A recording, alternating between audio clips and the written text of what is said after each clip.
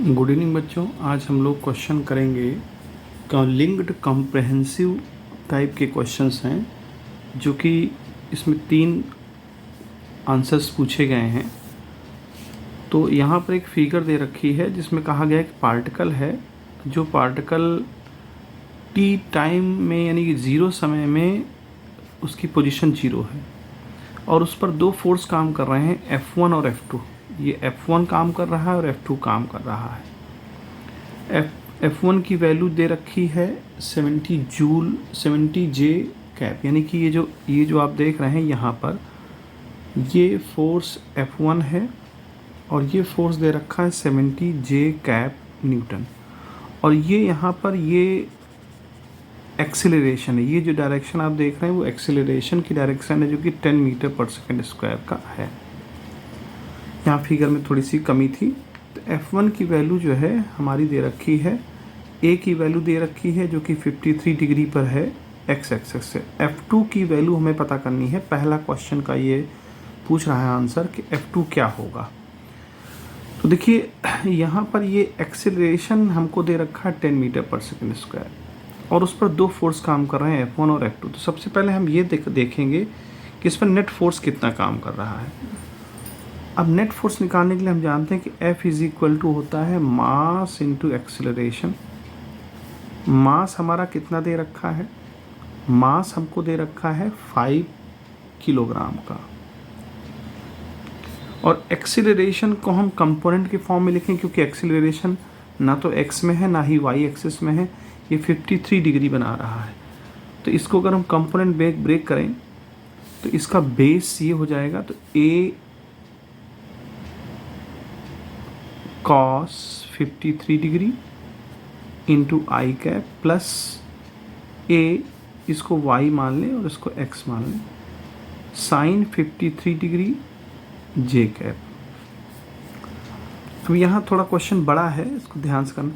ax की जो value है वो a हमें दे रखा है 10 और cos 53 की वैल्यू होती है 3/5 आई कैप, और ay की वैल्यू भी वही 5/10 ली जाएगी और साइन 53 की हमें दे रखी है वैल्यू, यानी पता होनी चाहिए 4/5 जे कैप। इसको सॉल्व करेंगे तो आ जाएगा 6 आई कैप प्लस 8 जे कैप। ये नेट फोर्स हमको पार्टिकल पे लग रहा है, ये नेट फोर्स हम पे पार्टिकल पे लग रहा है। अब क्वेश्चन में हमको F2 की वैल्यू पता करनी है। देखिए अब देखिए ये I और J की कंपोनेंट में हमने नेट फोर्स पता कर लिया। अब यहाँ पर अगर हम देखें तो पार्टिकल पर एक फोर्स F1 y डायरेक्शन में और एक फोर्स F2 यहाँ पर काम कर रहा है x और -j की डायरेक्शन में। तो अगर हम इसको ब्रेक करते हैं F2 को, तो यहाँ बन जाएगा ये F2 साइन थीटा, अगर ये थीटा एंगल पर है तो F2 साइन थीटा, और ये बन जाएगा F2 कॉस थीटा। तो अगर इस पार्टिकल में हम y डायरेक्शन में अगर देखें तो ये और ये 2 फोर्स काम कर रहे हैं, दोनों एक दूसरे का अपोजिट डायरेक्शन में हैं, और इसका जो आंसर है वो इससे पता चलेगा हमको। कैसे? देखिए नेट फोर्स हमारा I और J के कंपोनेंट में है, तो अगर हम Z कंपोनेंट में देखें इस नेट फोर्स का, तो Z कंपोनेंट में हमारा 8J दिखा रहा है। 8J को अगर हम मल्टीप्लाई कर लें इसमें तो 8 5 जा 40, यानी कि 30 आई कैप प्लस 40 जे कैप। ठीक है। सवाल उठता ये है कि अगर हम F2 के 2 कंपोनेंट कर लेते हैं तो इस पर y डायरेक्शन में 2 फोर्स काम कर रहे हैं, F1 और F2। तो देखिए F1 और माइनस F2, ये किसको हमें देगा? ये आंसर क्या देगा? इस जो नेट फोर्स है, नेट फोर्स हमारा z डायरेक्शन में काम कर रहा है और वो दे रखा है 40 जे कैप। अब यहाँ F1 की वैल्यू हमें पहले से ही क्वेश्चन में दे रखी है, कितना दे रखा है? 70 जे कैप, और F2 की वैल्यू हमें पता नहीं है, तो F2 कॉस थीटा कर लो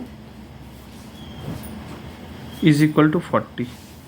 अगर इसको हम सॉल्व करते हैं तो 40 इधर आ जाएगा, यानी 30 J cap is equal to F2 cos theta. अब जे कैप हटा दें यहाँ पर, क्योंकि ये डायरेक्शन केवल दे रहा है, यानी F2 कॉस थीटा की वैल्यू मोटा मोटा हमारा आ गया 30। तो ये इक्वेशन नंबर 1 ले लें। अब यहीं पर हम x कंपोनेंट की बात कर लें। नेट फोर्स का x कंपोनेंट कितना दिया हुआ है, 30 आई कैप, और x कंपोनेंट में केवल एक यही फोर्स काम कर रहा है, F2 का वर्टिकल कंपोनेंट, यानी कि F2 साइन थीटा। और F2 साइन थीटा किसके इक्वल होगा, नेट फोर्स के 30 डिग्री के, 30 के। तो अगर हम ये देखें इक्वेशन 2 ये आ गई। इक्वेशन 1 और 2 को अगर हम डिवाइड कर दें, यानी 2/1 कर दें, तो हमको मिल जाएगा tan थीटा। देखिए साइन अपॉन कॉस हो जाएगा tan थीटा वैल्यू 1, और tan थीटा की वैल्यू 1 कब होती है, tan 45 डिग्री में, यानी कि थीटा की वैल्यू 45 डिग्री आ गई। ठीक है बच्चों, तो थीटा जब 45 डिग्री आ गया तो यहाँ से F2 की वैल्यू हम फाइंड कर सकते हैं, जो कि हमें रिक्वायर्ड आंसर था। cos 45 इज इक्वल टू 30, और cos 45 1/√2 होता है, तो F2 हो जाएगा 30√2। ठीक है, F2 हो जाएगा 30√2। लेकिन अभी ये टोटल आंसर नहीं आया, अभी x और y कंपोनेंट में हमको लेना पड़ेगा। तो F2 को अगर हम x और y कंपोनेंट में लेंगे तो F2 इज इक्वल टू हो जाएगा, मैग्नीट्यूड तो इसका 30√2 है, और कॉस में लेना पड़ेगा। देखिए यहाँ पर आप देखें, ये नीचे की डायरेक्शन में है तो j माइनस में होगा, और ये इस डायरेक्शन में है तो ये प्लस में होगा।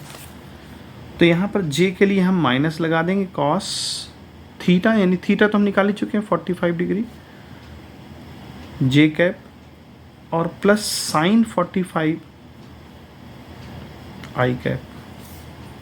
अब ये 1/√2 निकलेगा, √2 से कैंसिल हो जाएगा, तो 30 इसको लिख सकते हैं आई कैप माइनस जे कैप। ये इसका रिक्वायर्ड आंसर है, जो कि आप देख सकते हैं रिक्वायर्ड आंसर हमारा थर्ड वाला आंसर है, 30 आई कैप और 30 जे कैप। तो ये हमारा इसका आंसर हो गया। अब बात कर लेते हैं, पहला आंसर हमारा कंप्लीट हो गया, यानी कि फर्स्ट आंसर हमारा आ गया। तो एक बार फर्स्ट आंसर को फिर से समझ लेते हैं। देखिए ये हमको नेट फोर्स दे रखा था, एक्सीलरेशन, तो यहाँ से हम नेट फोर्स निकाल लें। तो नेट फोर्स होता है F A को कंपोनेंट ब्रेक कर दें, क्योंकि हमको ऑलरेडी 53 डिग्री पे दे रखा है, तो A के लिए हमने यहाँ ब्रेक कर लिया, A cos 53 degree, A sin 53 degree, तो ये हमारा F का वैल्यू आ गई, नेट फोर्स आ गया। अब ये नेट फोर्स जो आया वो दो कंपोनेंट ब्रेक कर सकते हैं, एक इधर और एक इधर, तो वही हमने कंपोनेंट के फॉर्म में लिख दिया, आई कैप और जे कैप। ठीक है, अब यहाँ पर हम देख सकते हैं F1 भी काम कर रहा है और F2 का ये कंपोनेंट भी काम कर रहा है, तो नेट फोर्स इस पर क्या होगा, F1 माइनस F2, वो किसके बराबर होगा, नेट फोर्स के बराबर होगा। तो F1 minus F2 is equal to 40 joule, यानी नेट फोर्स देखिए यहाँ पर जे कंपोनेंट 40 निकल रहा है। ठीक है, ये हो जाएगा। उसके बाद हम इसको अगर सॉल्व करें मैथमेटिकली तो एक इक्वेशन फॉर्म हो जाएगी। इसी तरह साइन वाले में ले लें, साइन वाला हमारा 30 आई कैप है, तो F2 देखिए यहाँ पर केवल साइन कंपोनेंट F2 ही बनाएगा और कोई कंपोनेंट नहीं बन पाएगा। तो F2 साइन थीटा किसके इक्वल हो जाएगा, 30 के। अब पहली और दूसरी इक्वेशन में हम अगर रेशियो निकाल लें तो थीटा की वैल्यू 45, यही थीटा अगर हम यहाँ वैल्यू पुट कर दें तो हमको F2 का आंसर मिल जाएगा। लेकिन F2 का अगर आई और जे के कंपोनेंट लेंगे तो यहाँ पर हमको माइनस cos 45 इधर लेना पड़ेगा और प्लस का sin 45 इधर लेना पड़ेगा। तो जे कैप और आई कैप को हमने नोट कर लिया, तो ये हमारा पहला आंसर हो गया।